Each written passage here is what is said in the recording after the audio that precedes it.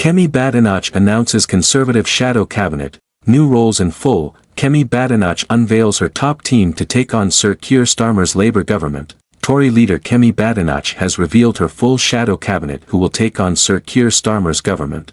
They will meet for their first meeting later this morning. Here are the roles in full: Shadow Chancellor of the Exchequer, Mel Stride MP. Shadow Secretary of State for Foreign, Commonwealth and Development Affairs, Dame Preeti Patel MP. Shadow Home Secretary, Chris Philp MP. Shadow Chancellor of the Duchy of Lancaster and Shadow Secretary of State for Northern Ireland, Alex Burghart MP. Shadow Secretary of State for Defence, James Cartledge MP. Shadow Secretary of State for Justice, Robert Jenrick MP. Shadow Secretary of State for Education, Laura Trott MP. Shadow Health and Social Care Secretary, Ed Arger MP. Shadow Secretary of State for Levelling Up, Housing and Communities, Kevin Hollenrack MP. Shadow Secretary of State for the Environment, Food and Rural Affairs, Victoria Atkins MP. Shadow Secretary of State for Business and Trade, Andrew Griffith MP. Shadow Secretary of State for Energy Security and Net Zero and Shadow Minister for Equalities, Claire Coutinho MP. Shadow Secretary of State for Work and Pensions, Helen Whately MP. Shadow Secretary of State for Transport, Gareth Bacon MP. Shadow Secretary of State for Culture, Media and Sport, Stuart Andrew MP. Shadow Secretary of State for Science, Innovation and Technology, Alan Mack MP. Shadow Secretary of State for Scotland and Shadow Minister of State for Energy in Net Zero,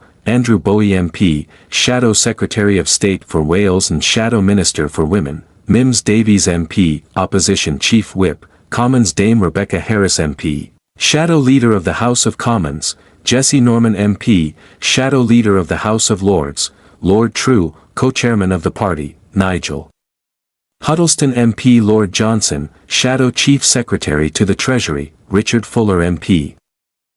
Mrs. Badenoch MP said, "I am delighted to have appointed my shadow cabinet, which draws on the talents of people from across the Conservative Party, based on meritocracy and with a breadth of experience and perspective, just as I promised during the campaign. Our party's problems will only be solved with a team effort, and I am confident my shadow cabinet ministers will deliver effective opposition as we seek to win back the trust of the public. We will now get to work holding Labour to account and rebuilding our party based on Conservative principles and values. The process of renewing our great party has now begun. The appointments to the opposition frontbench are an effort to unite different factions of the Conservative Party after a long internal election battle. It is understood, Tory party co-chair Nigel Huddleston had said Mrs. Badenoch could double up on positions and appoint new talent to make sure the opposition can shadow the government with a drastically reduced number of MPs. Asked how the party would be able to cover and shadow with its 121 Conservative MPs when there are 124 positions in the government, he told Sky News, "Well, we will cover it because we've got immense talent in the Conservative Party. It's not uncommon. For example, when I was in government, a couple of times, I was both a whip and a minister, and that happens as well, so actually, you don't need quite the number that you might imagine in terms of coverage.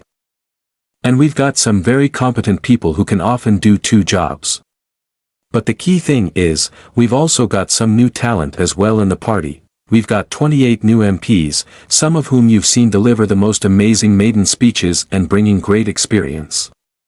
And I suspect that some of those will be in the government as well.